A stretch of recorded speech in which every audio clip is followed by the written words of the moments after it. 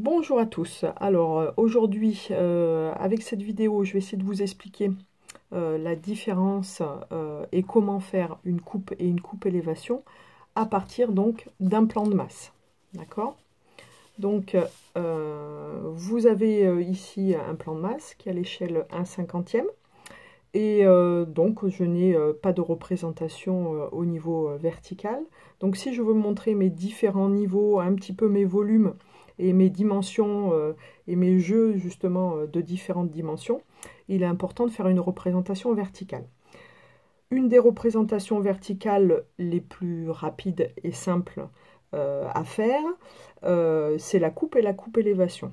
Le petit principe de la coupe et la coupe élévation, c'est qu'il n'y a aucune notion de perspective. Donc pas de point de perspective, pas de point de fuite.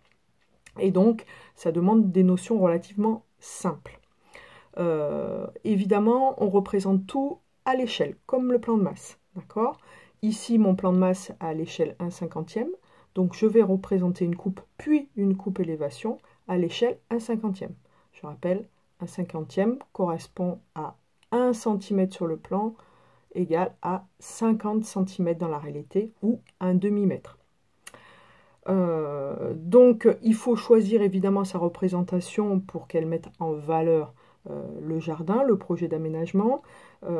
Ici, j'ai choisi de faire la représentation du point A vers le point B, d'accord, puisque justement j'ai des bacs avec des dimensions différentes, des pas japonais au sol, des bassins surélevés, un escalier et une terrasse surélevée avec une lame d'eau. Donc pour démarrer, je trace un trait sur justement ce que je vais représenter, hein, donc de ma coupe. Et la coupe est une représentation uniquement des choses qui vont passer sur ce trait-là. D'accord? Donc première chose à faire, je représente un trait, d'accord, qui correspond exactement au même trait ici, d'accord. Et je représente évidemment toutes les choses qui vont passer sur ce trait-là, à la même échelle, puisque là, je n'ai pas changé d'échelle, d'accord. Donc, ça veut dire que j'ai mis mes deux extrémités ici du plan, et puis j'ai marqué le premier bac qui arrive là, le deuxième bac qui arrive là, les pas japonais ici, le bassin rond qui passe de là à là, les deux marches de là à là, la terrasse avec les dalles, hein, et les joints qui sont écartés, et le bac d'eau. Donc pas bien compliqué, je note d'abord tout ça. Vous pouvez très bien utiliser un calque par exemple, que vous mettez directement sur le plan de masse, qui vous permet juste de marquer les petits points de chaque implantation. Ça veut dire quand même que vous comprenez bien. Par exemple ici, pour le bac, comme le trait passe ici, d'accord, je n'ai pris la dimension du bac que de là à là, pas au point le plus important, un petit peu plus loin. Uniquement la dimension qui passe sur le trait. D'accord? Voilà. Ensuite, deuxième étape. Donc, j'ai fait la représentation. Donc, mon trait, on le revoit bien ici. Il y avait chaque point d'implantation. Et j'ai surélevé à l'échelle 1/50e tous les éléments qui passaient uniquement sur le trait. D'accord?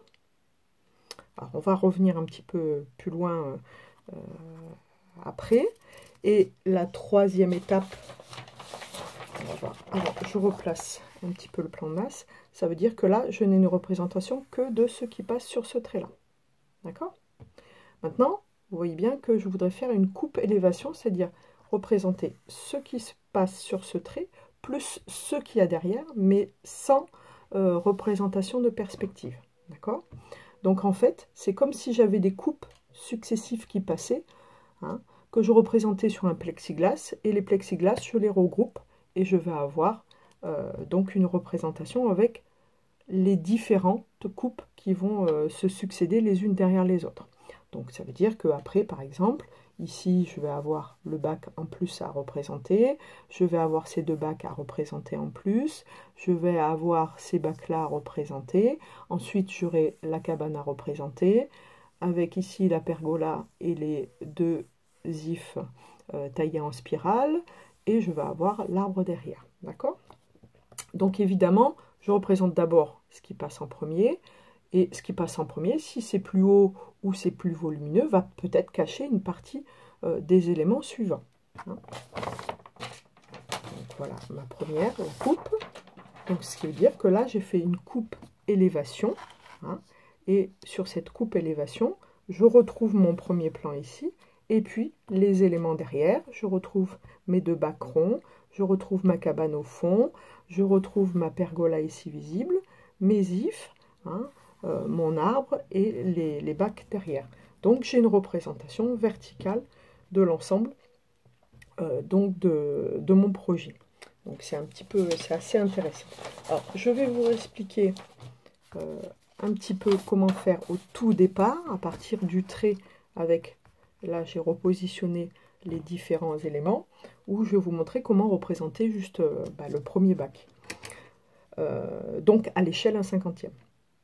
Donc à 1/50e, mon premier bac, j'ai décidé qu'il était à 1 mètre de hauteur. D'accord? Donc ça veut dire 1 mètre de hauteur, je vais avoir 2 cm. D'accord? Donc je positionne mes 2 cm. D'accord? Donc ils représentent les 1 mètre, d'accord, du bac. Voilà.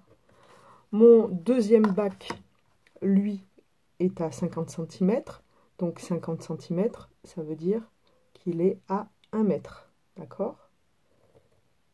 Voilà. Ok? Voilà. Évidemment, le niveau de la terre est légèrement en dessous. D'accord? Et le premier, donc une implantation d'un bambou, d'accord, qui fait à peu près entre 5 et 6 mètres. Donc il va arriver ici, d'accord? Donc je lui donne un peu le volume que je vais y donner, d'accord? Ouais, c'est pas si compliqué. Et puis ensuite, je vais dessiner mes cannes de bambou, voilà, qui partent un petit peu dans tous les sens, voilà, pour lui donner un petit côté réaliste. Voilà, hop.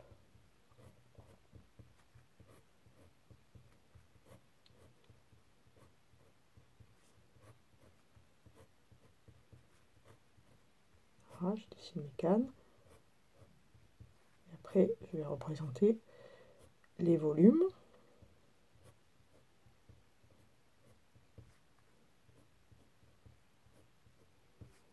Voilà, je peux faire quelques petites branches.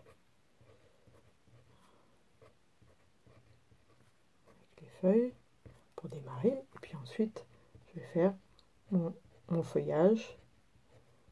Toujours sous forme de graphisme, hein, représentatif un petit peu de mon bambou.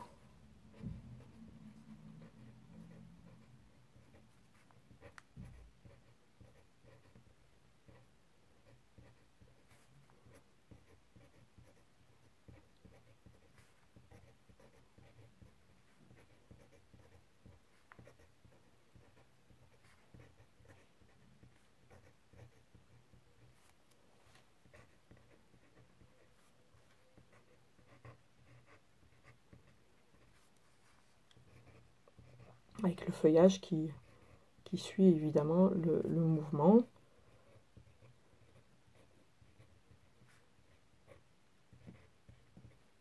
Avec côté soleil un peu moins, voilà, un peu moins marqué. Voilà, après je pourrais rajouter un petit peu de feuillage côté ombre une fois que j'aurai terminé. Donc vous voyez, ça va assez simple. Là par exemple dans celui-ci j'ai une fougère, donc je symbolise ma fougère. Voilà.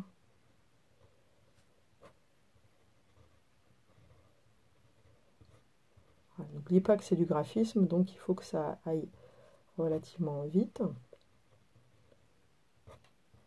tout en étant représentatif du végétal. Voilà, vous comprenez? Donc ensuite, là, par exemple, j'ai mes pas japonais. Donc mes pas japonais, on les représente comme si on faisait une coupe dans le sol, comme si on coupait à cet endroit-là avec un fil à beurre. Voilà, et donc les pas japonais sont légèrement enterrés. Voilà, et vous faites tout ce qui doit être représenté à une échelle donnée. Alors, petit conseil final. Vous avez un plan de masse à 1 centième. 1 centième, franchement, pour une élévation, ça reste une échelle pas très représentative. Donc, je vous conseille de prendre une échelle 1/50e. Ça veut dire que par rapport à vos mesures que vous allez prendre, vous tracez un trait, donc vous allez doubler la mesure. Hein. Donc, puisqu'un centième, c'est 1 centimètre correspond à 1 mètre. Donc là, puisque vous voulez représenter à 1/50e, c'est bien 1 centimètre correspond que à 50 cm, donc la moitié. Donc vous allez tout doubler, prendre vos mesures sur le plan, par exemple le bas qui fait tant de centimètres de là à là, et donc doubler toutes vos mesures, bien faire les petites représentations sur la ligne, hein, et puis après vous faites votre élévation, toujours évidemment pour les hauteurs à 1/50e, donc c'est pareil, si votre arbre par exemple fait 5 mètres dans la réalité une fois bien développé, eh bien vous lui donnerez 10 cm de hauteur à l'échelle 1/50e. Voilà, j'espère que mes explications vous ont un petit peu orienté et que vous allez arriver à me faire une coupe élévation donc de votre plan de masse à l'échelle 1/50e. Bon courage à tous, au revoir.